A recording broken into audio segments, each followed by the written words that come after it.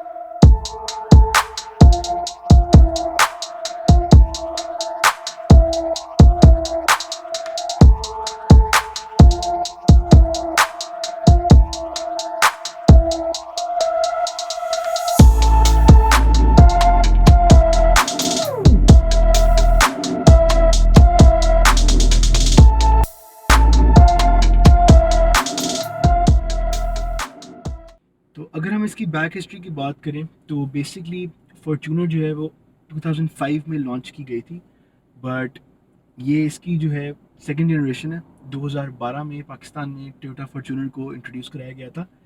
जो इससे पिछली फॉर्च्यूनर थी, फर्स्ट जनरेशन फॉर्च्यूनर, वो एक्चुअली वीगो की जैसी भी बनाई गई थी गाड़ी, और लोगों ने बहुत अच्छे तरीके से उसको रिसीव नहीं किया था क्योंकि उसमें जो है वो पावर के इश्यूज थे। वो ऑल टाइम 4 व्हील ड्राइव गाड़ी थी, जिसकी वजह से वो हर वक्त एक्स्ट्रा पावर लेती थी, तो उसका जो टॉर्क भी था और ओवरऑल जिस गाड़ी की परफॉर्मेंस थी वो इतनी अच्छी नहीं थी।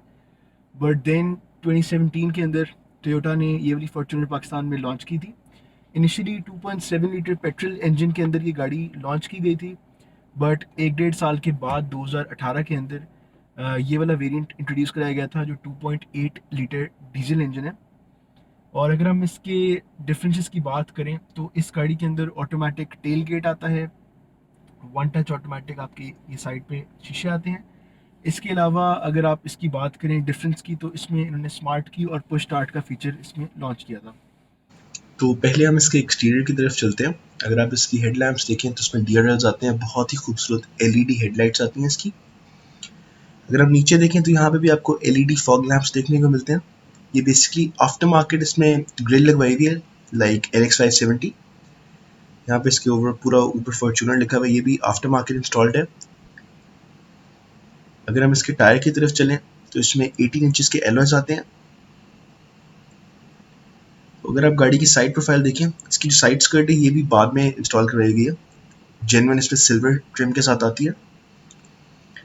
अगर हम टेल की तरफ चलें, यहाँ पे भी आपको DRLs देखने को मिलेंगे। नीचे आपको ये 2.8 का मोनोग्राम देखने को मिलता है, सेंटर में ये फॉर्च्यूनर आपको देखने को मिलता है। This is sigma 4 diesel variant है ये इसकी ओवरऑल आप लुक देख सकते हैं, इसमें बॉडी किट इंस्टॉल करवाई हुई है। So now let's move towards the engine of this car. So basically it's a 2.8 liter diesel engine which produces 174 bhp at 3400 rpms, and it produces 450 newton meters of torque, which is almost double than that of the 2.7 liter petrol engine. तो अब हम इसके interior की तरफ चलते हैं। ये इसकी स्मार्ट की है, लॉक अनलॉक और ट्रंक की ऑप्शन है। यहाँ से आप गाड़ी को अनलॉक कर सकते हैं। ये आप इसकी साइड प्रोफाइल देख सकते हैं। It comes with electric seats as a top of the line variant है। इससे नीचे वाले ट्रिम में मैनुअल सीट्स आती हैं। यहाँ पे आप देख सकते हैं इसमें ऑरेंज लेदर सीट्स आती हैं। ओवरऑल इंटीरियर इसका ऑरेंज है। अगर हम मीटर की तरफ चले तो इन्फॉर्मेशन क्लस्टर बहुत ही डिटेल्ड है।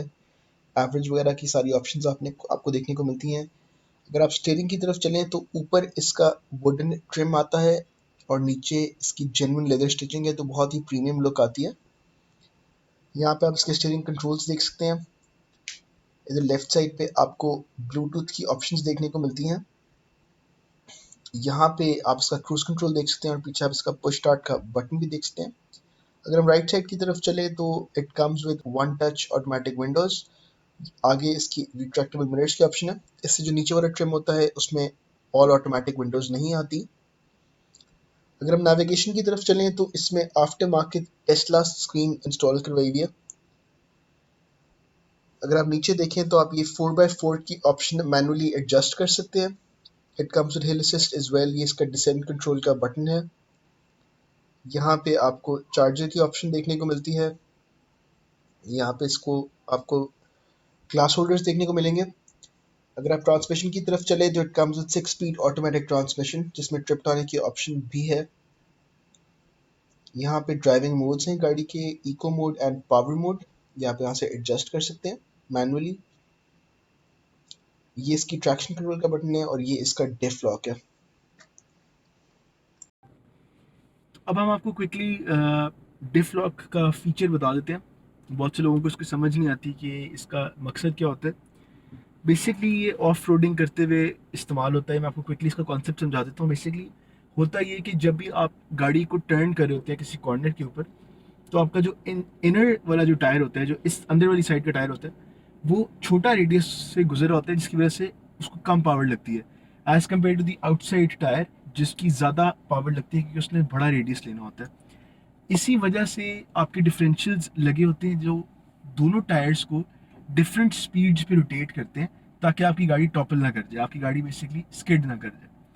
तो डिफ लॉक का जो फंक्शन है उसका ये मकसद है कि अगर आप फॉर एग्जांपल किसी ऑफ रोडिंग जगह पे गए हुए हैं और वहाँ पे मड में या फिर क्या नाम है, किसी पत्थर में आपकी गाड़ी फंस गई है, और ऐसी सिचुएशन बन गई है कि आपका एक टायर हवा में और दूसरा टायर जो है वो मड में फंसा हुआ है, तो उस सूरत हाल के अंदर अगर एक नॉर्मल गाड़ी होगी जिसके अंदर ओपन डिफरेंशियल होगा, उसमें ये होगा कि आप गाड़ी को जब रेस देंगे तो जो टायर हवा में होगा वो रोटेट करता रहेगा और आपकी गाड़ी वहीं फंसी रहेगी। तो इस केस में आप डिफरेंशियल लॉक का बटन दबाएंगे और क्या होगा कि आपकी जो सारी टॉर्क है वो उस टायर में शिफ्ट हो जाएगी जो सरफेस के साथ कांटेक्ट में है। Basically in an open differential आपकी जो टॉर्क है वो इक्वली डिवाइडेड होती है। लाइक 50% टॉर्क आपकी लेफ्ट और 50% आपकी टायर राइट टायर्स को मिलती है टॉर्क। बट इस केस में जब आप डिफरेंशियल को लॉक कर देते हैं, तो जो टायर आपका कॉन्टैक्ट के अंदर है सरफेस के साथ, सारी टॉर्क 100% उस पर शिफ्ट हो जाएगी और आपको जो टायर हवा में होगा वो रोटेट भी नहीं करेगा, और आपकी जो लेफ्ट वाला जो टायर है जो एक्चुअली फंसा हुआ है उसको ज़्यादा पावर मिलेगी और आपकी गाड़ी वहाँ से निकल जाएगी। तो ये बेसिकली डिफरेंशियल लॉक का फंक्शन है। तो अब हम अगर इसकी ये नेविगेशन सिस्टम की बात करें, एंड पूरा पूरा एंड्रॉयड पैनल है, फुल नेविगेशन है, तो ये बहुत ही मज़ेदार है। अगर आप इसकी एक्चुअल असली नेविगेशन की बात करें तो उसके कंपैरिजन में ये बहुत ही ज़्यादा रिस्पॉन्सिव है, और इसकी जो ओवरऑल शक्ल है इससे आपकी गाड़ी को बहुत ही मॉडर्न लुक मिलती है देखने को। यहाँ पे आपको पैडल शिफ्टर्स देखने को मिलते हैं। अगर आप यहाँ देखें तो ये बहुत ही खूबसूरत फॉर्च्यूनर लिखा हुआ है और अगर इसकी आप स्टिचिंग देखें तो बहुत ही प्रीमियम लुक आती है। ये बेसिकली कूल बॉक्स पे कंसिडर किया जाता है, हालांकि इसके अंदर सिर्फ एक एयर कंडीशनर का वेंट है, तो इसको कंसिडर कूल बॉक्स ही करते हैं। अगर आप नीचे देखें तो ये भी बहुत ही स्पेशियस है। तो ये आप इसकी ओवरऑल इंटीरियर की लुक देख सकते हैं। इधर देखें तो आपको एलईडी लाइट्स देखने को मिलती हैं with a sunglasses holder beneath it। But ये अगर आप ओवरऑल इसकी लुक देखें तो there is no sunroof hair.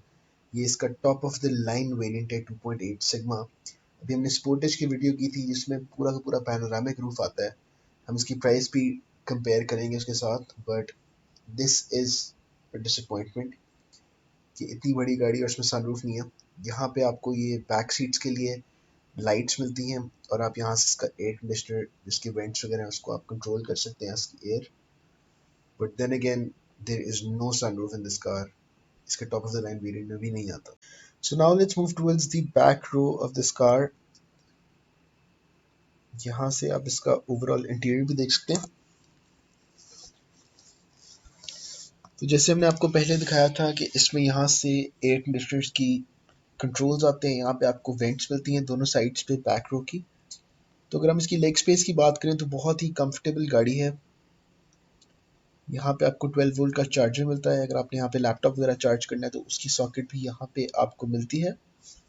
तो अगर हम बैक सीट्स की बात करें तो ये काफ़ी कंफर्टेबल है। इसका जो हेडरूम है वो बहुत ही अच्छा है। यहाँ पे हमें एक आर्मरेस्ट देखने को मिलता है।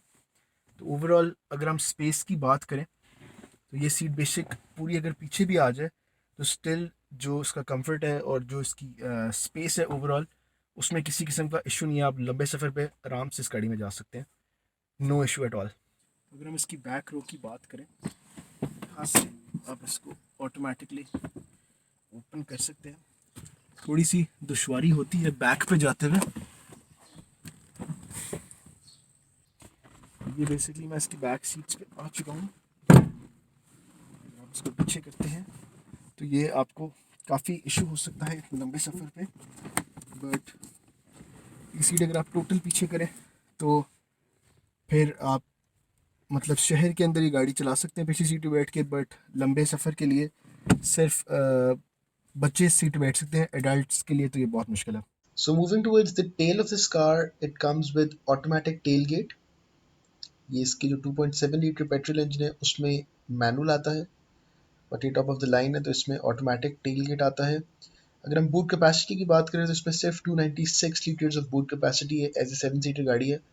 बट अगर आप इसकी सीट्स फोल्ड करें तो आप इसकी स्पेस को इंक्रीज कर सकते हैं।